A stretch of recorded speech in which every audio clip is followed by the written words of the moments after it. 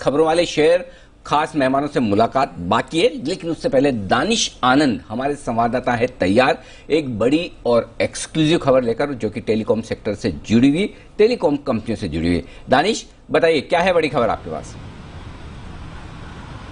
Good afternoon sir. देखिए, DOT के अंदर इस समय टेलीकॉम इंडस्ट्री के राहत पैकेज के लिए फुल फोर्स में काम चल रहा है और पीएमओ के इंटरवेंशन के बाद डीओटी काफ़ी अलग अलग विकल्प ढूंढ रही है कि कैसे टेलीकॉम कंपनीज की जो फाइनेंशियल प्रॉब्लम है उसको कैसे दूर किया जा सकता है। तो सबसे बड़ी एक्सक्लूसिव जानकारी जो मेरे को भी सूत्रों से मिली है वो है स्पेक्ट्रम सेंडर को लेकर। अगर अभी डीओटी फिलहाल इस पर काम कर रही है कि अगर कोई टेलीकॉम कंपनी अपना स्पेक्ट्रम सेंडर करने की बात करती है तो जो ओवरऑल उनको अमाउंट नहीं देना होगा, जितने साल का स्पेक्ट्रम का अमाउंट जो बचता है। फिलहाल अभी ये नॉर्म्स कहते हैं कि जितना आपने स्पेक्ट्रम का जितने साल आपके बचते हैं उनको आपको उसका पूरा पे आउट करना होता है, लेकिन अगर नियमों में बदलाव होता है तो टेलीकॉम कंपनियों को एक्स्ट्रा पैसे नहीं देने होंगे उस रिमेंडिंग अमाउंट ऑफ द ईयर के।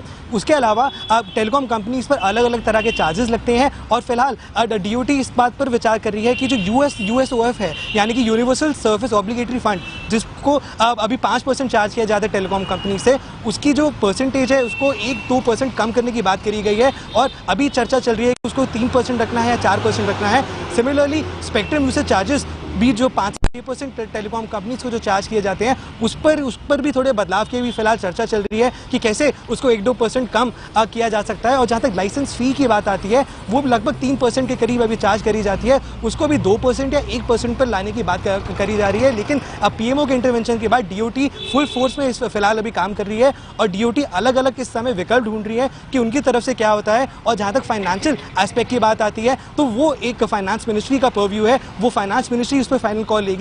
लेकिन ऑल इन ऑल खबर से यही है कि डीओटी में फिलहाल टेलीकॉम के पैकेज पर अभी काम चल रहा है, अलग अलग विकल्प निकाले जा रहे हैं और जिस तरह से पीएमओ का इंटरवेंशन हुआ है और जिस तरह से पीएमओ के आदेश आए हैं कि आपको फिलहाल सारी कंपनीज को सेव करने के लिए कोई ना कोई विकल्प ढूंढना चाहिए, तो डीओटी उसी लाइन पर फिलहाल काम कर रही है। दानिश, आप ये कह रहे हो अब ये मामला पीएमओ से हैंडल हो रहा है, आप ये ऐसा करें कि पीएमओ अब पूरे मामले को अपने हाथ में लेकर टेलीकॉम कंपनियों को कैसे बचाया जाए ये कह रहा है, राइट?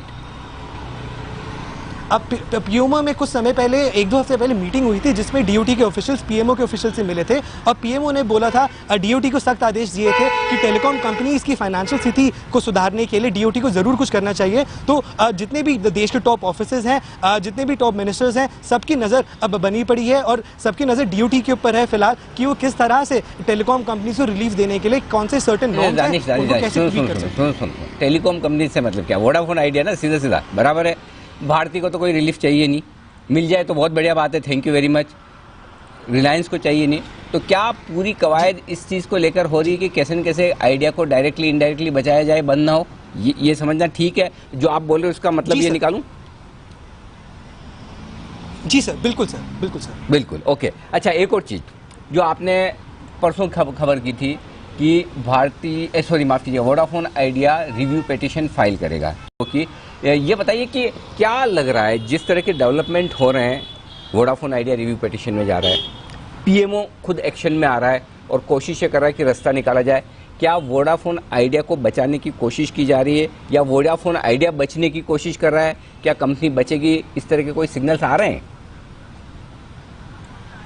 देखिए, दोनों तरफ से फिलहाल अभी काम चल रहा है। वोडाफोन आइडिया भी कोशिश कर रही है कि वो कैसे अपनी बोट को वो पानी में अभी सेल कर पाए, क्योंकि फिलहाल वोडाफोन आइडिया अलग अलग विकल्प ढूंढ रही है। जो उनके पास अभी लीगल ऑप्शन है उसको वोडाफोन आइडिया ने अभी उसको बिल्कुल एक्सप्लोर करा है, उन्होंने रिव्यू पिटीशन फाइल करी है, जैसे कि जी बिजनेस ने सबको बताया था। उसी तरह डीओटी को भी जैसे ही पीएमओ से आदेश मिले हैं लगभग 1-2 हफ्ता पहले, तो उस पर भी काम चल रहा है। तो अगर देखा जाए तो डीओटी भी अपनी तरफ से कोशिश कर रही है कि फाइनेंशियल स्थिति को कैसे सुधारा जाए और वोडाफोन आइडिया भी अपनी तरफ से प्रयास कर रही है कि कैसे वो अपने आप को हेल्प कर सकते हैं, पानी में भी सेल कर पाए, क्योंकि फिलहाल वोडाफोन आइडिया अलग अलग विकल्प ढूंढ रही है। जो उनके पास अभी लीगल ऑप्शन है उसको वोडाफोन आइडिया ने अभी उसको बिल्कुल एक्सप्लोर करा है, उन्होंने रिव्यू पिटीशन फाइल करी है। तो वोडाफोन आइडिया और भारती एयरटेल, इन दोनों कंपनियों के लिए अच्छी खबर अच्छी इसलिए कि कोशिश पीएमओ की तरफ से है कि टेलीकॉम कंपनियां जो मुश्किल में है, एजीआर के फैसले के बाद उन्हें किस तरह से डायरेक्टली इनडायरेक्टली राहत रिलीफ दी जा सके, ये है बड़ी खबर। और